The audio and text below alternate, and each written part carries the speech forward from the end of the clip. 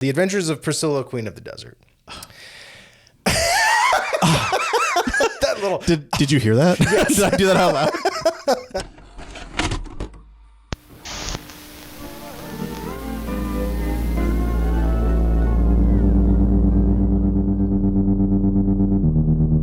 What do you know about two certified bankers?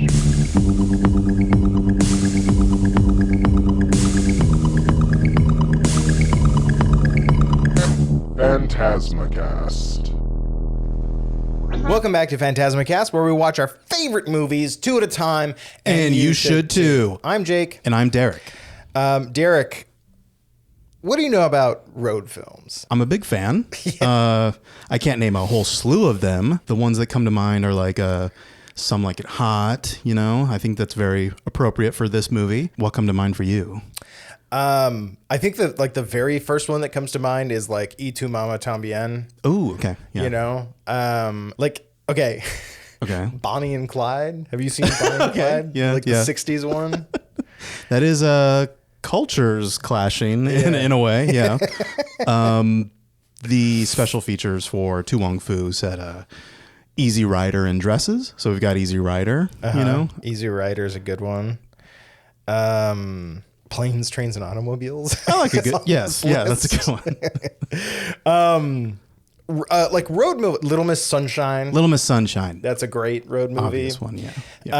So the reason I bring it up is because the two movies that we're watching this week are The Adventures of Priscilla, Queen of the Desert, and let me see if I can remember the whole title. Get it. To Wong Foo, Things for Everything, Julie Newmar. You nailed it. Okay, perfect. Sashay away. Yeah, and they came out very close to one another.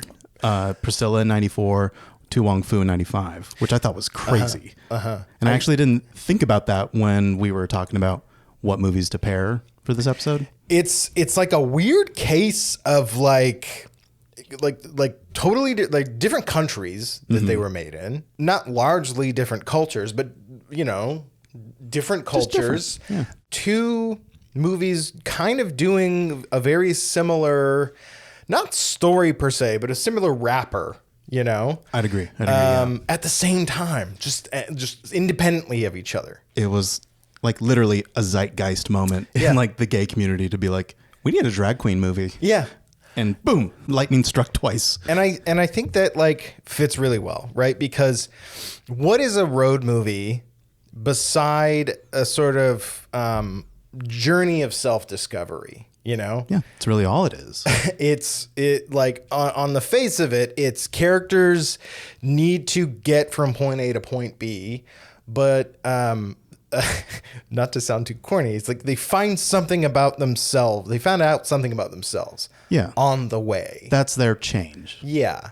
And that's really kind of like the sort of genre makeup of the road movie. And how much more appropriate is it than like to tell queer stories, you know? And that's what we have here in these two films. So to start with The Adventures of Priscilla, Queen of the Desert. That little Did you hear that? Yes. Did I do that out loud? Yeah. So starting with Priscilla, read us a write-up of what Priscilla is all about if no one has seen this or heard of this movie. When drag artist Tick, played by Hugo Weaving, gets a surprise call from his past offering a high-paying gig in the dead center of the Australian outback, he knows he can't make the trek alone. He recruits two contrasting companions, Felicia, played by Guy Pearce, a chaotic, hyperactive young queen, and Bernadette, played by Terrence Stamp, a glamorous transgender widow looking for a fresh start. Piling into a battered lavender bus christened Priscilla, the trio sets off on a 4-week lip-sync-fueled road trip toward Alice Springs. But beneath the towering wigs, rhinestone costumes, and abatraks,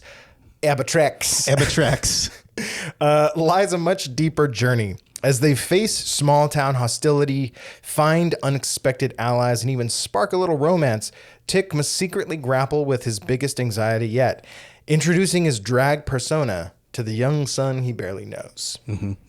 And I knew none of that going into this. I forget where I even heard of this movie before I saw it, but I just said, you know what? I'd already seen To Wong Foo as a kid, and I loved it. And then I saw this, and I'm like, this is very To Wong Foo coded, you know? And I was like, okay, let's just pick it up. But really, this was my first time watching it for the show. I hadn't heard of it until you paired it together. Oh, wonderful. Yeah. And what did you think of it then?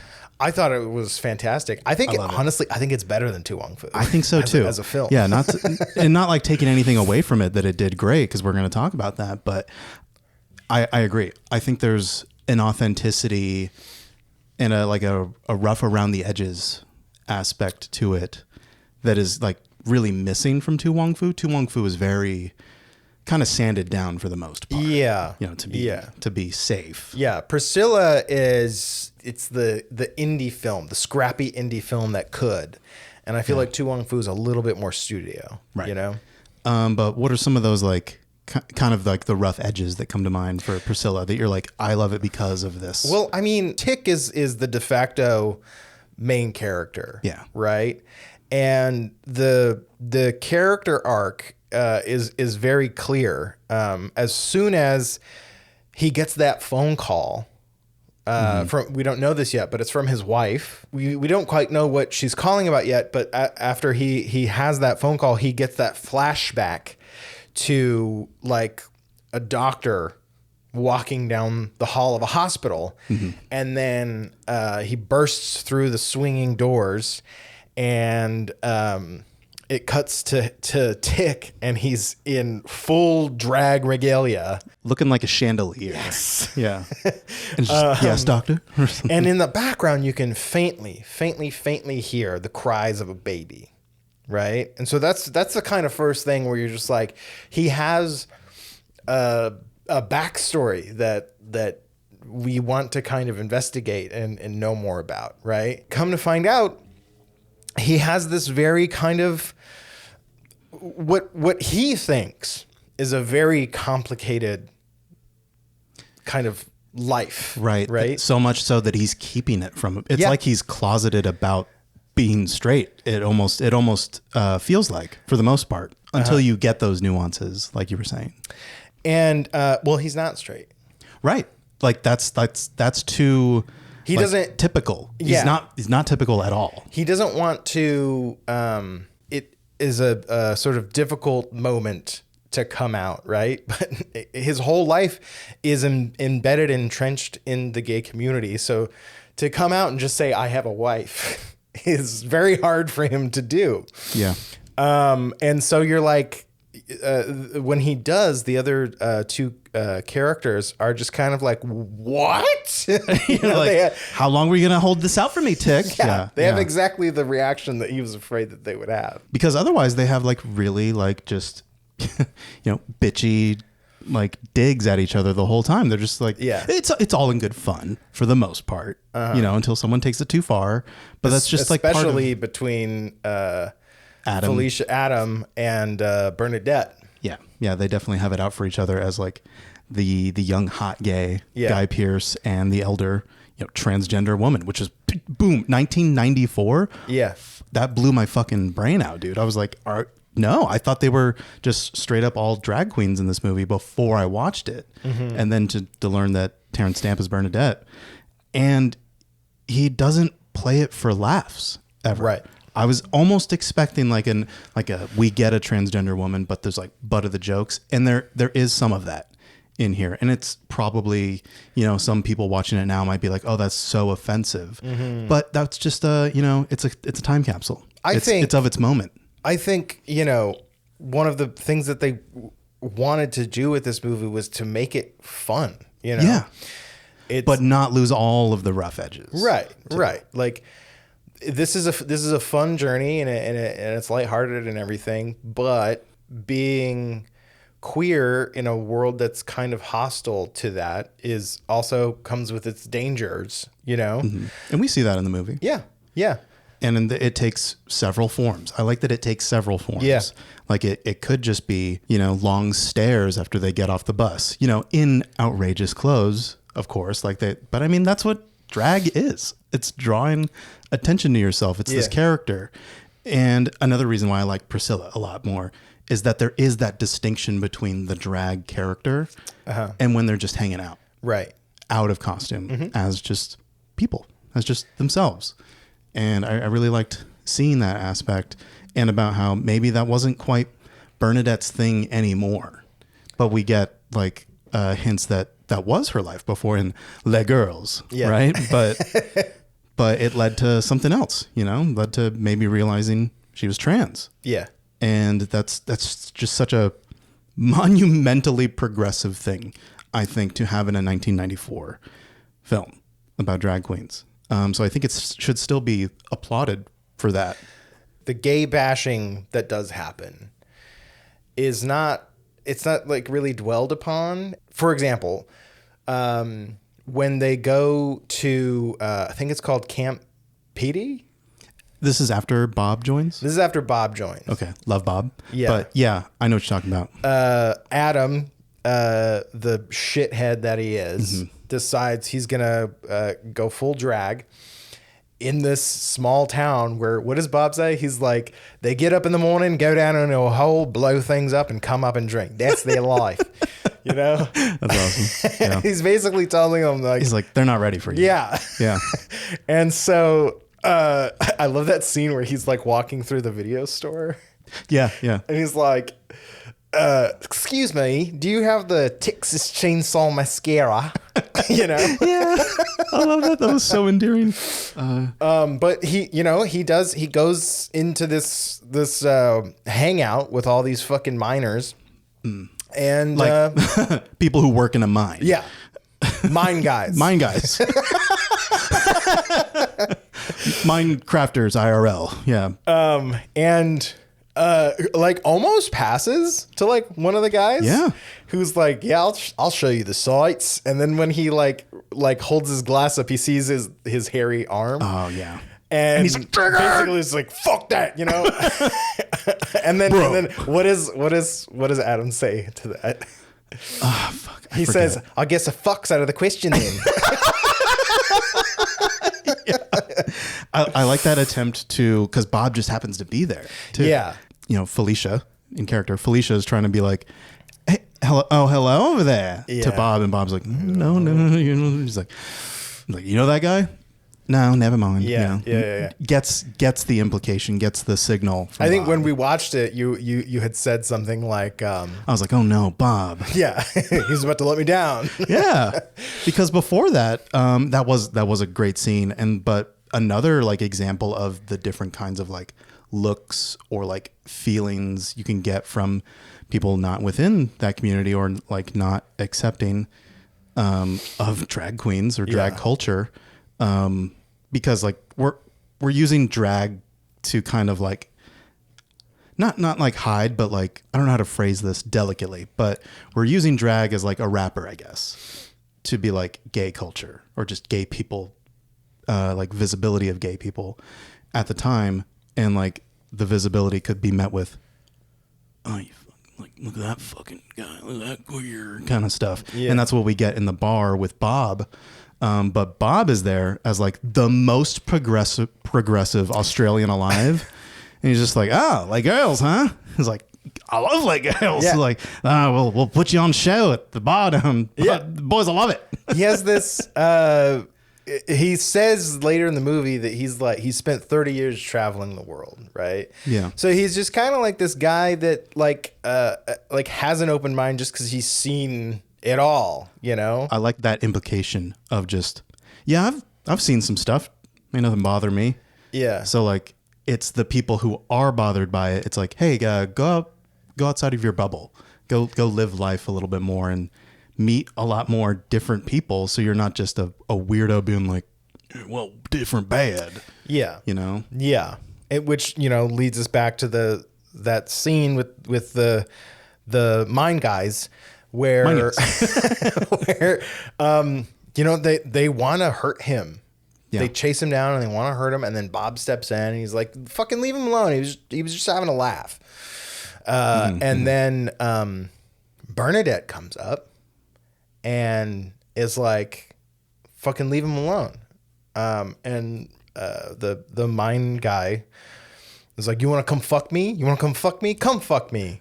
And then Bernadette just fucking hits him in the balls. Yeah, one shots him. Yeah, and he's down. It's And- like, there, get fucked, or something like that. Yeah.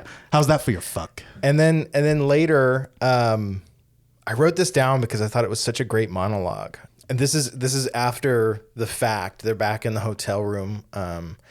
Adam is like weeping, because he's been hurt. And Bernadette, and then Tick is like, "The fuck's wrong with you?" And then like marches out. Bernadette's there, and these are two people who've had kind of an antagonistic relationship the whole movie. Adam like dead names her a bunch, Yeah, which is really fucked up. Yeah. But then as he's crying, Bernadette says, "It's funny. We all sit around mindlessly slagging off that vile stinkhole of a city." She's referring to Sydney. "But in its own strange way, it takes care of us. I don't know if that ugly wall of suburbia has been put there to stop them getting in or us getting out." Which is really like making a lot of reference to the fact that like it's in the strongholds of cities that queer people can kind of create communities and create protection and really kind of put like circle the wagons. You know what I mean? Yeah. And then she says, "Come on, don't let it drag you down. Let it toughen you up. I can only fight because I've learned to. Being a man one day and a woman the next isn't an easy thing to do." So in that monologue, she doesn't have to say it, but like, you're like, oh man, she's dealt with this her whole fucking life. Yeah. And she's had to sort of grow, like build a callus up to the world, essentially. Yeah. So I love that layer of nuance. It's not just Adam dead naming her. It's that type of person, that personality that he is right now is just, sure, you act all big and hot shit when you're in the city, but when you go outside of your bubble, you get hurt because you kind of get accustomed to some at least baseline of respect. Right. So then when you get like that little bit of pushback, and I don't mean to like validate the pushback, I think that's fucked up, but it hurts. It stings extra hard. So yeah, Bernadette's got that nice shell, but is still vulnerable in many ways. And I love that we explore that, but it still keeps its fun energy throughout too. It doesn't bring the movie down. It just gives it some nuance. A perfect example of that is when Adam talks about his childhood. I love that scene. Yeah. And it goes to a flashback, and his uncle like calls him into the bathroom while he's in the bathtub, and immediately you're like, oh no. Yeah. Oh no. Yep. Creeper. But then like in true Adam fashion, he turns it around on his uncle, and I think what happens is he pulls the plug on the bathtub. Yeah, pulls the stopper out, and his balls get sucked into the drain. You just hear it, and then you see the uncle like, oh no. He's like, aren't you gonna get him out? Yeah. And he's like, no, I don't think I will. And I don't know, I think when it comes to at least Stephen Elliott's experience, it's kind of this thing of like, yes, like bad things happen to gay people. They're abused in a fucking bevy of ways, but they somehow have this like amazing ability to focus on the light of life. Just a strong resilience. Yeah. Don't go away. Don't pipe down just because you are told to. Like, push through the noise. Yeah. Live. And that happens kind of over and over again in this movie. You get these tastes of them being kind of rejected or antagonized. Like after Bernadette walks through the desert for like a day. I was just thinking that. To get help. And she gets picked up by that older couple. They pull up to the bus and see Tick in full drag regalia, and then Adam's got like tits drawn on his pecs. Yeah. They're like, they fucking get out of there, you know? Yeah. I think Adam says something. He's like, look, Tick, I told you green wasn't your color. Yeah. So it's like, yeah, it's like despite all of that, there is still a sort of like lightheartedness and kind of like beautiful way of looking at the world, you know? I think so too.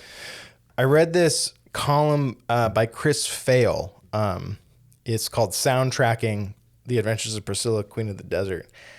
And I was like, okay, yeah, music is almost a character in this movie. You know, it's almost as important as the costumes, which won the movie an Oscar. Yeah, so it definitely understands drag culture in that aspect of like songs are important, the costumes are very important too. It's important to not only the flow of the movie, but like the gay culture that the movie is entrenched in. Fail says Priscilla is one of the quintessential disco soundtracks. That timeless pop sensibility reflects the resiliency of gay people and our defiant joy despite a cruel world. A relationship the film explores to heartwarming effect. Hear, hear. Yeah. He goes on to say that he himself has to put on kind of like soundtracks similar to Priscilla when he goes on road trips. He says, on their journey into the unfeeling and treacherously conservative desert, Fail says, any road trip requires some queer tunes to dampen the hostile territory. Okay. Okay. I like that. So yeah, the plot of the film and the music and the regalia and everything just kind of really go hand in hand. Yeah, I agree. One of the things that I love and that's kind of really like got me in the feels as I'm watching the movie is he's so afraid the whole movie to I don't think it's like text until it happens, but you can see the fear and his anxiety and everything of having to kind of interact with his son. Yeah. It's like the hidden marriage, the secret marriage was one thing. Yes. Like that got out of the bag. He's had some time to recover from all the ribbon he got for that. Yeah. But now like the scary thing that I don't think he told them actually. He told them about the marriage, not about the son. So it was a half truth. But yeah, when we learn of the existence of the son, he is so delicate around him. And it says so much about their relationship and how skittish he is about it, that he's like spent most of the time away from him. Yes. For his whole life. And I think the implied fear is that just he's not going to stop being himself. He's going to be a drag queen. It's his passion. He loves doing what he does. And he's just afraid that some kind of societal pressure is going to get to his son that's going to make him hate him. Yeah, it's like it's almost like kind of like coming out all over again, except to your kid who like doesn't really know who you are. Yeah. I can't say I've seen that in many movies, especially in the 90s. Right. And then when he does, it's so heartwarming because as he's kind of, there's that scene where they've kind of gone on a picnic. And they're doing like charades. Yeah. I think. And it's like a little bit after the charades part, and Tick has like put on kind of like a manly kind of outfit. Oh, okay. I didn't pick that up. That's funny. And they're walking along the creek or whatever, and Tick is just kind of like, do you know like what I am? And he's like, he just couldn't bother. Benji is his name. Couldn't bother him at all. Yeah, he's just like idly like throwing rocks or something like that, and he's like, yeah. And then the part that like just fucking burst inside of me was when he was like, "Can you do the ABBA show for me?" And then that one line totally just like tore down all of the walls that Tick had put up. Yeah. It's making me kind of teary-eyed thinking about it just now. It's so beautiful. And then I like that he also asks, he's like, so you gonna have a boyfriend when we go back? Yeah. That's like another one. He's like, nah, that's my son. Like that. He's asking me if I'm gonna have a boyfriend when we come back. And then I think you get it's kind of revealed that they're in a little bit of a lavender marriage, right? Because or no. Mom had a girlfriend around recently. Yeah. Something like that. Yeah. So, I mean, that kind of gives you a sense of like their kind of arrangement, you know? Like Yeah. they got married because maybe, what's her name? Marion. Maybe Marion, like really wanted a kid, you know? And maybe that's why he stayed away because, okay, we should also mention that they definitely treat each other with respect. So they're not just like strangers that made an arrangement. Yeah. They are friends. Marion that made an loves arrangement. him. Yeah. You know? In like a very enthusiastic platonic way, you know? Like when she sees him for the first time. Husband! It's almost a joke to them. Yeah. You know what I mean? One thing I picked up from the 30-minute featurette on the DVD of Priscilla was Stephen Elliott talking about the journey to Cannes and about how a representative reached out and saw an early cut of it and said, we need to have this at the festival. And he was like, okay. And he was kind of concerned about how it was going to play because, you know, they hadn't really shown it to too much of an audience yet. But then when it showed there, like all of the showtimes were like packed. There were people like bursting at the seams to see this movie.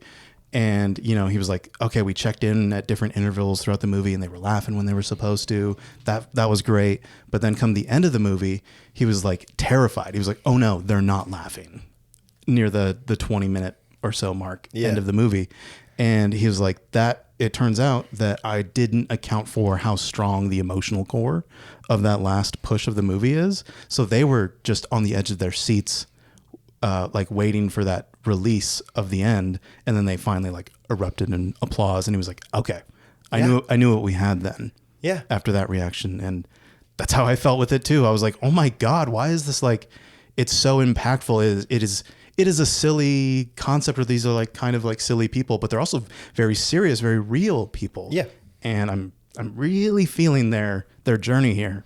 They're like when Bernadette says like, I'll hang back here. I'm like, no, Bernadette, don't go. We need you, Bernadette. We need you. Like girls need you. But I loved it. And I loved that we end on Mamma Mia. And then you get your the ABBA track. song. You get the ABBA track. Yeah.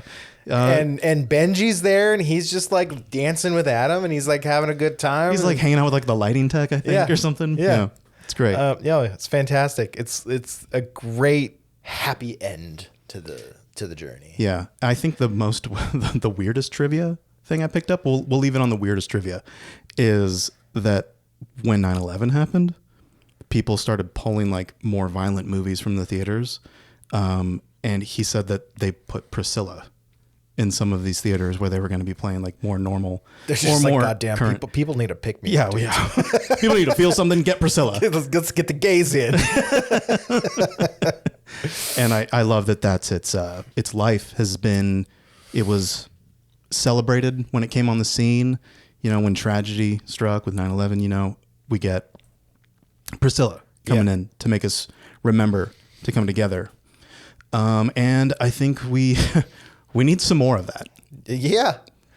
I was actually thinking about it last night after I watched the movie, and I was like, why is every kind of like screenplay idea I have like a horror movie where terrible things happen to people? Why can't I write something happy like fucking Priscilla, Queen of the Desert? Make people feel good. You'll never be that girl.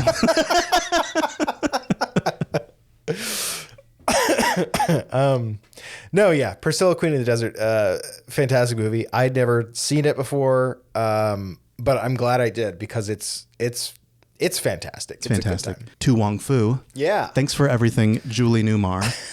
What a title. What a mouthful.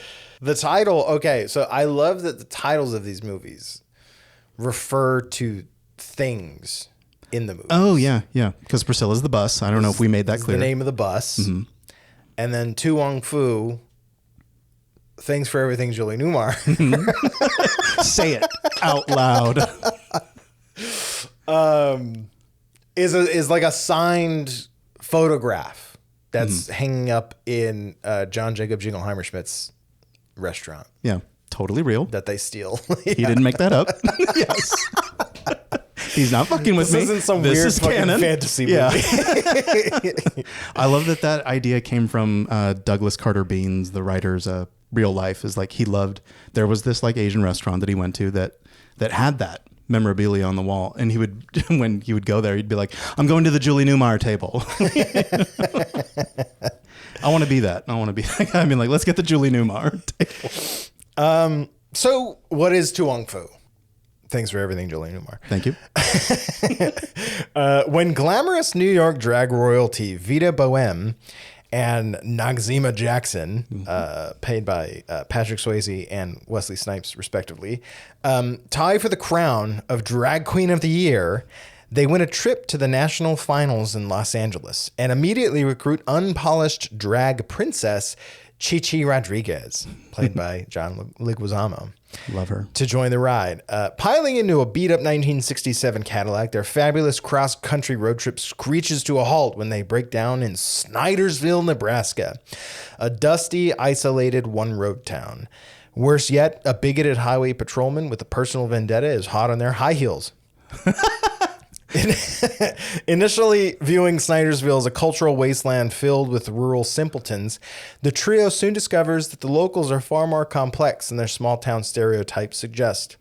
In a poignant mirror of the judgment they face daily, the queens must confront their own prejudices as they blend into the community. Over one transformative holiday weekend, they trade judgment for joy, using their signature style and fierce empathy to help the town's women stand up to abuse, revitalize a dying community, and rediscover how to love. Aw. But no, there is a bit of aw factor to this movie. Yeah. You know, earlier I said it is kind of the studio version of this. Yeah. You know? And that was by design. It didn't just, oh no, we made a studio movie. They definitely wanted to be accessible to people, to straight people, I should clarify. Yeah. But this was a hit too when it came out. I'm pretty sure, yes. Like, weirdly, in such a like conservative country like the US, like people were fucking filling up theaters to see this movie. Yeah. They had a demand. Yeah. For sure. And they met the demand.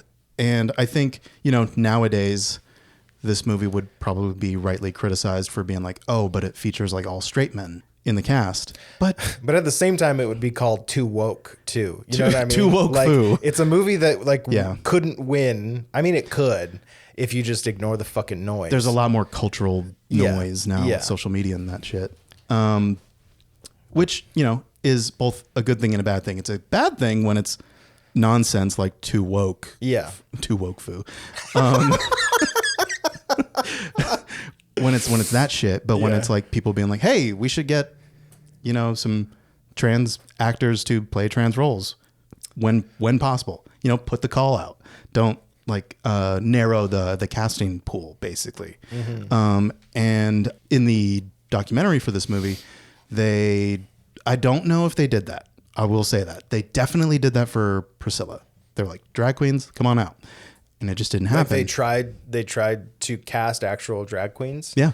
Because Stephen Elliott's experiences with drag queens, like knowing drag queens, he was like, yeah, like I know I would hope they'd love to be in it.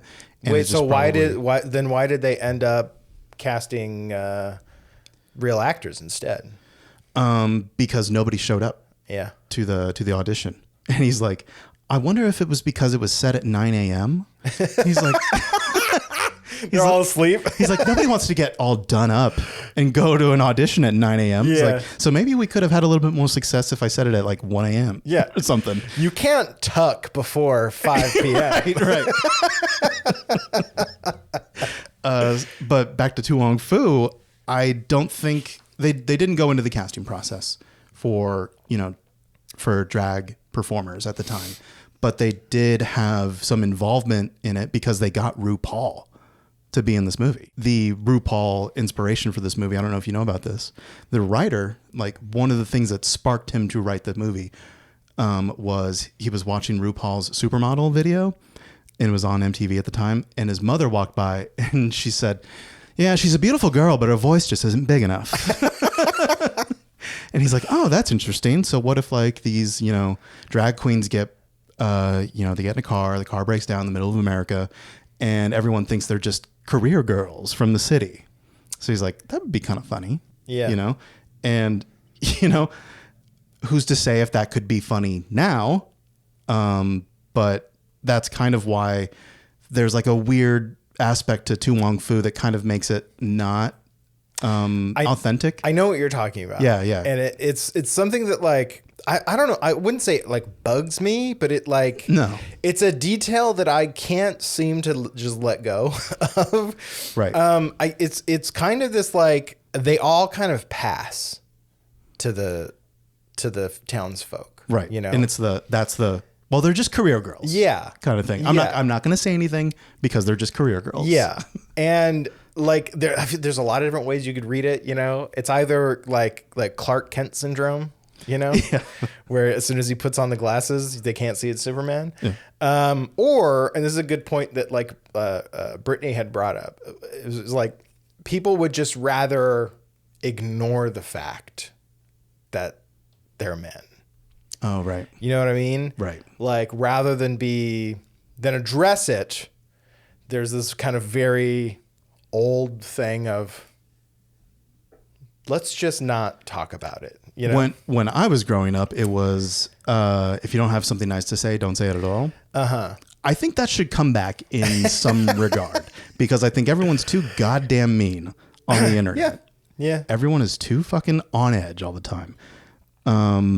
About dumb shit. Mm-hmm. There's people that are on edge about real important shit, but we're on edge about like the whole like, oh, I love pancakes. You hate waffles then? Kind of shit.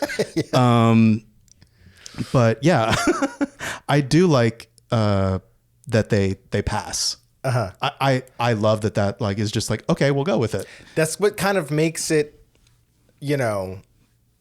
more kind of sitcom-y. Yeah. Than Priscilla, where right? It was immediately clear those are men in dresses.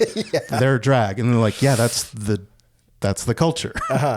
And so I think what To Wong Foo is attempting to do is to tell kind of a little bit more of like a fairy tale kind of story, Yeah. I think that's Steven Spielberg's touch because we haven't brought it up yet, but produced by Amblin. Yeah. And so, they're the drag queens with hearts of gold, and they're going to come and they're going to fix this little town, Yeah. But I like that not all of them really do have hearts of gold. They are nice individuals, but like Vita is like the one with like the biggest heart of gold that wants to do something. Yeah, she's like kind of like a Southern Belle kind of character, And then Noxzema calls her out and be like, you're just in everyone's business, Vita. You can't just be in everyone's business. Not everybody wants you in their business. And Vita's like, well, I can't leave Carol Ann alone. Vita steps up when there's some domestic abuse happening. Like, yeah, that's kind of the heaviest like stuff. The darkest part of this movie. Like her husband is beating the shit out of her for no fucking reason. It's too much spices. Yes. In this. It's crazy. It's nuts. But, Patrick Swayze comes in and beats the shit out of him. He as Vita, so I'm just going to say she carries herself with like an air of confidence. Yeah. Of like, I respect myself and I would like some respect in return. And doesn't get that from Carol Ann and is just kind of heartbroken and has to do something about that. And I totally sign on with that. I love that. What's that line? She's like, what does she say? She's like, I can't come into this kitchen and you're not crying. Or, you know what I mean? Oh, yeah. It was like, are you always crying up in this kitchen? Something like that. I do love that. I've learned to love Noxzema's journey because at my first couple of viewings of this, I'm like, it doesn't feel like Noxzema has too much to do. But I do, upon repeated viewings, like, okay, now I understand Noxzema's journey. And it's a little more subtle because she's got a very different personality. And it's like this confident, like, I'm just going to push forward type of attitude. Like, I'm not going to dwell on the past. Or like, I'm also not going to dwell on like these looks that I get. I'm just going to, take like a duck to water, really about everything. But then she like goes out of her way to like connect with that old lady who is like somewhat mute. Like everyone thinks she's mute. She hasn't spoken about stuff. Yeah. And she just like kind of follows her home and just chats her head off the whole time and starts talking about movie like old movie trivia because that's what she That's learned. her in. Yeah. You know. And then she's like, "Oh yeah, did you say something?" Anyways, my favorite movies from this actor, blah blah blah blah blah, and then they get that bond established, and you know she comes out of her shell and participates in like the strawberry social stuff. I love the strawberry social thing, but it was just interesting seeing like a very confident queer person, and like their whole thing isn't I'm wanting to get respect from people that don't respect me. It's I'm gonna help people out that were like kind of like really closed off. Yeah, she just doesn't have any time for people that aren't good to her. You know? Yeah, so she's gonna share her charisma. Yeah. With others around her and hope that they like get that energy that she's given off, which is a subtler journey. That's and they all kind of have their thing, right? Vita is helping Carol Ann kind of find confidence. Noxzema has her own group of women that she's like, you don't have to fucking live in this drab world you've created for yourselves. You can live, for God's sakes. Yeah. And like the old woman is like, don't recede into your tragedy. Yeah. Like live in your, like relish your memories. Yeah. Really is what that is. And then there was like the whole like, I have no way to nicely describe these guys. They're like the proto rapists, really. Those gangs of like, okay, let's just say the nice version is ne'er-do-wells. We got this group of ne'er-do-wells, and Noxzema is like you don't be calling us like that. They're catcalling them. She's like, you don't be doing that to us. You say, hello, good evening, ma'am. Or how do you do, ma'am? And stuff. And then like does that whole Noxzema does that whole thing where like grabs the guy's nuts and pulls him over to the group of girls and it's like, okay, so now we're gonna say sorry, that kind of stuff. And then Chi-Chi's journey is so interesting, and I love the hazing, the drag hazing of like ribbing Chi-Chi by being like, oh, what's that little Latin boy in drag doing? Yeah. And they're like, I don't know about what's going on with that little Latin boy in drag, but it's none of our business, Vita. And he's like, oh, I just have to help that little Latin boy in drag. Yeah. When she's crying on the stairs. Chi-Chi's journey is like, they're so vulnerable. But like just jumping into this world of drag so wholeheartedly, but like getting like little pricks at her self-confidence along the way of like not winning this tournament. Yeah. And it just like ruins her. So they're like, oh my God, we got to bring Chi-Chi along with us, but we're going to teach her how to be a real. They're taking her under their wing. You know? There's like these arbitrary like 4 rules of being a drag queen that they just make up. They're like, is that one of the rules? Yes, it is. Congratulations, you're past step 4, you know? Right. I like the detail that John Leguizamo brought to the character, which was having her foundation be like so many shades off from her natural skin. Yeah. Because he said in the documentary, he says that he's had family members that did that. And there was like this kind of like shame of your natural skin color in the women in his family. And they would like kind of like compensate by going shades lighter. Yeah. So he like brought that into the character. And I think that's a wonderful touch to bring to Chi-Chi. Yeah. I mean, it touches on. It tucks and it touches. It tucks on Chi-Chi. It touches on her self-consciousness. You know what I mean? Mm-hmm. And her specificity as Hispanic. Yeah. Too. Which carries into a lot of the kind of interactions that she has, right? Like she has a very idealized, view of what drag is and what true love is, Yeah, or what she wants, and she's gonna get it. Yes. It's like, you are over the hill, like drag queens. Why should I even listen to you? Yeah. Is that what I want? No. And then she has that kind of blossoming relationship with the townie, right? Mm-hmm. Which you're kind of like, how is this gonna work? Because he either doesn't know truly, maybe he likes little Latin boys in drag. Yeah. Whomst amongst us. But yeah, and that little girl that loves him is gonna be so fucking let down. Yeah. And yeah, that's Chi-Chi's journey of like not betray who she is, not pretend to be anything other than what she is. But at the same time, she has to realize that there's times where you don't die on that hill. You have to be respectful to other people too. Don't just like crowd in and just like make this town your own. Like you've been here for 12 hours kind of thing. Like, Yeah. like have respect for other people's space and their established relationships too.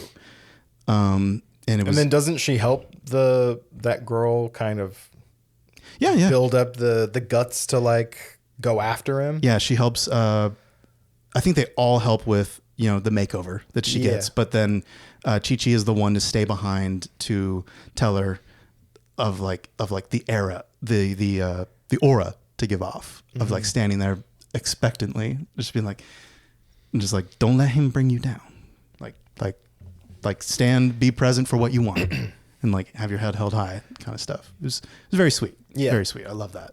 So one element about this movie that kind of is a little bit contrasted with Priscilla is that the only real kind of homophobic character is Chris Penn's character. He's the Sheriff Dollard. Sheriff Dollard.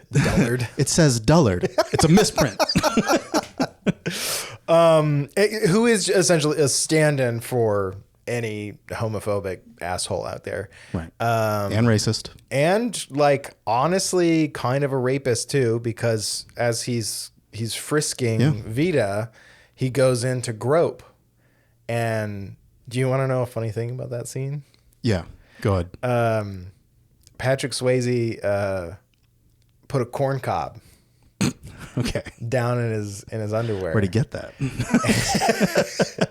They're in Nebraska. Yeah, they're everywhere. It's what you do.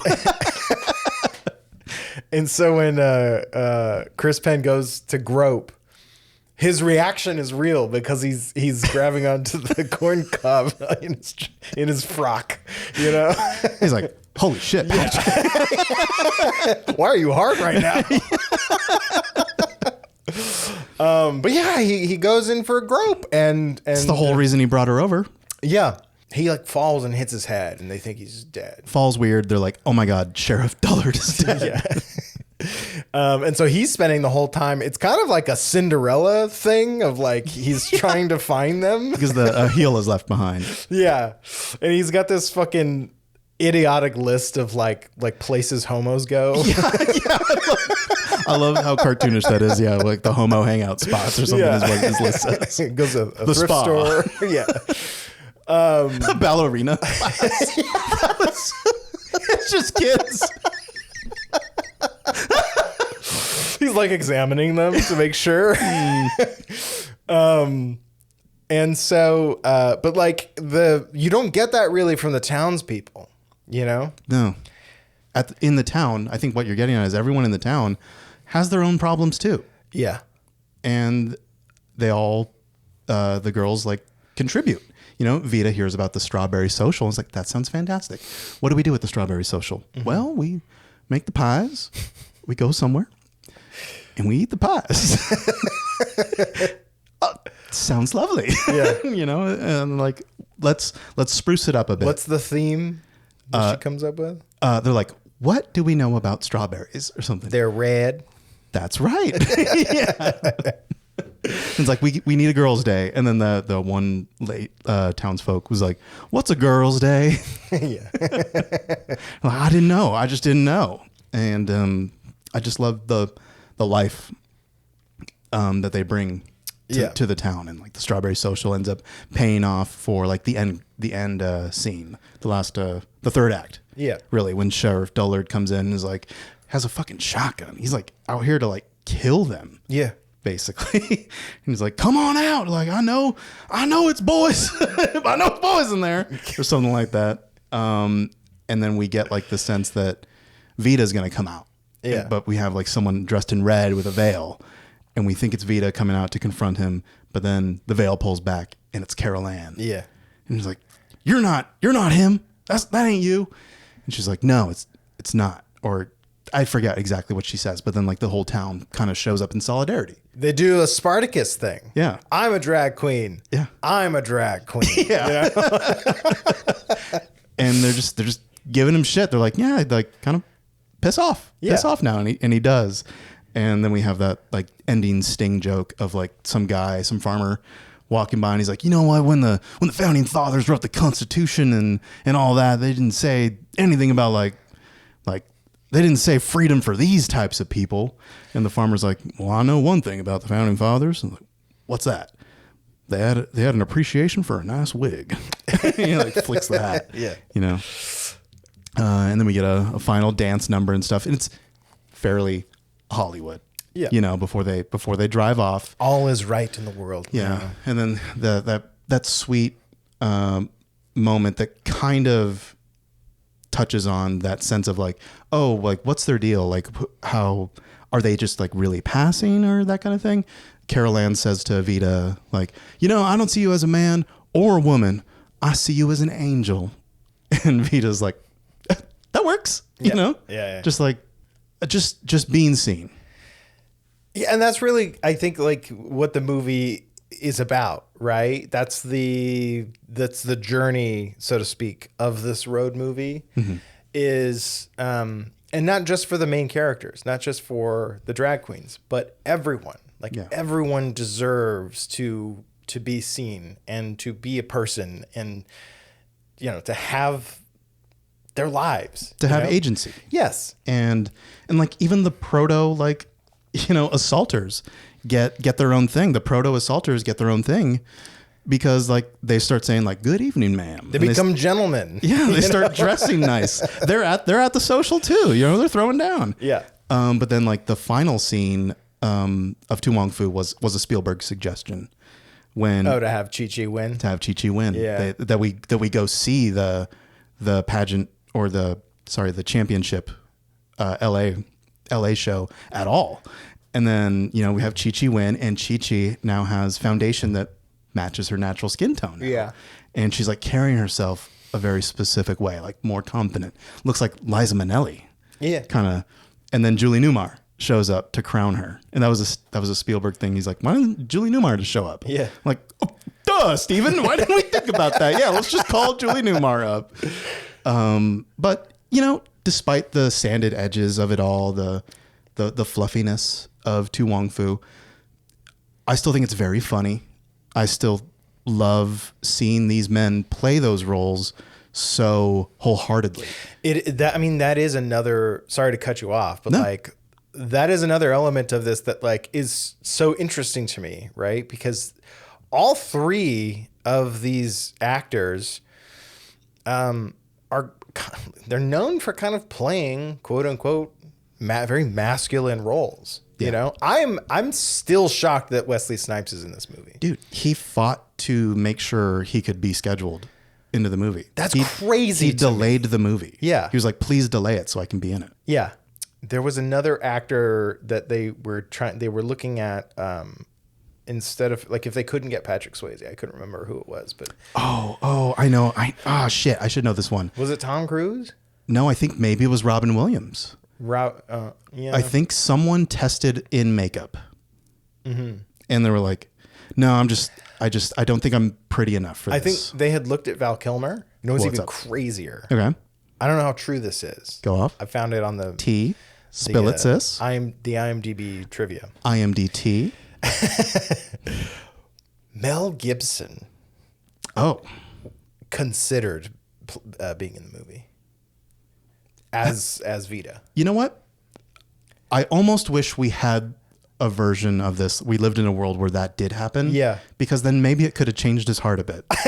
I mean, yeah. Well, he did go on to do that movie, What Women Want. Yeah, which is... These are the same. No. He did end up doing that. No, what I'm saying is it clearly didn't work. Yeah. Okay. Right. You know, you're like, someone tried it. Someone's like, Mel, have you ever thought about a woman's perspective before? And he's like, yeah, makeup, whatever.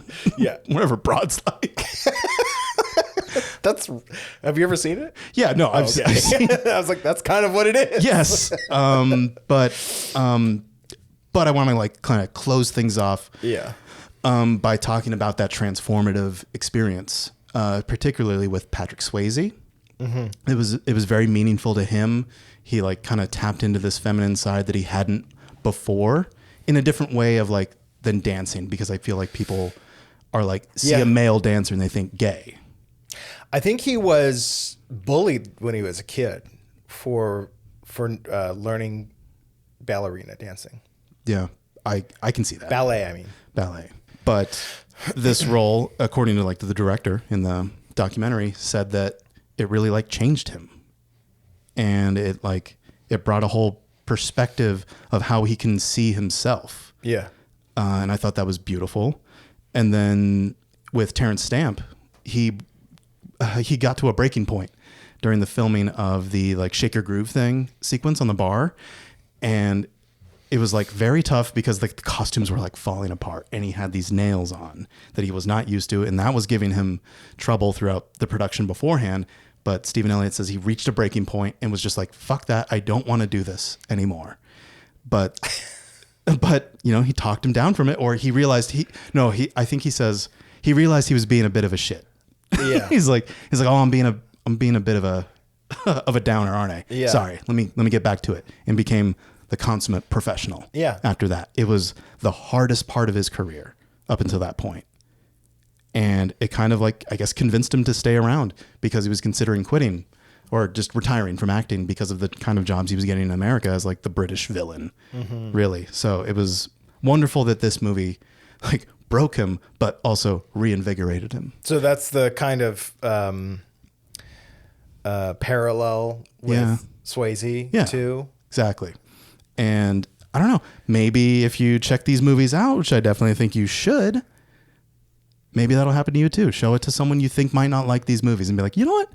Check this out. Yeah. Like you might get a good laugh out of it, and it might change your heart too. It might, you know, here's the thing. Even if you're not a queer person, Priscilla Queen of the Desert, like you have a dad. Yeah. And that part of the story can touch you, you know? You've got an annoying hot friend, probably. Yes. That's Adam right there. Or you've lost someone that you love and you're in mourning and you need to find a way to move on, you know? Right. Those are very human stories. Just because the characters happen to be gay or be drag queens or whatever, like that doesn't mean it's like a gay movie that only gay people will identify with, you know? Right. Yeah. Be open to it. Yeah. And yeah, we're not, I don't think we're speaking for the queer community and all. I mean, no.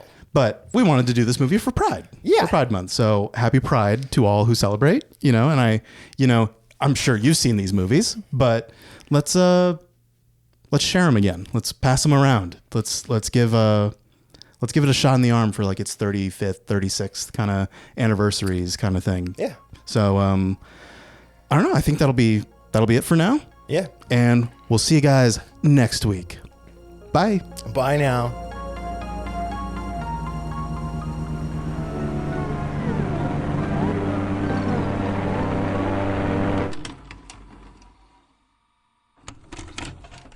Phone elsewhere. Shake your groove thing, yeah, yeah. And then it's just us breathing.